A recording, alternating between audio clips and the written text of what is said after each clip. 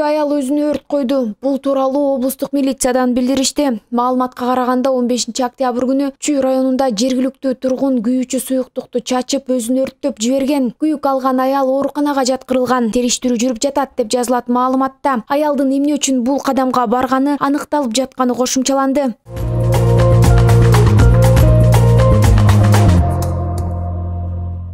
Камчы Көлбаевдин уюшкан кылмыштуу тобунун активдүү мүчөсү Аксы району боюнча көзөмөлчү кармалды. Бул тууралуу УКМКнын басма сөз кызматы билдирди. Кармалган жаран күч колдоном деп коркутуу жолу менен Аксы районундагы жеке ишкерлерден системалуу түрдө акча талап кылып жүргөнү аныкталган. Ыкчам иликтөө иш-чаралардын жүрүшүндө шектүүнүн жашаган жеринен каттоодон өтпөгөн ок атуучу курал жана ок-дарылар табылып, процессуалдык тартипте алынды. Учурда камалган адам УКМКнын Жалал Абад облусу боюнча тергөө абагына киргизилди. Шектүү жарандын башка кылмыштарга тиешеси бар экендигин аныктоого багытталган тергөө ыкчам иш-чаралары жүргүзүлүүдө.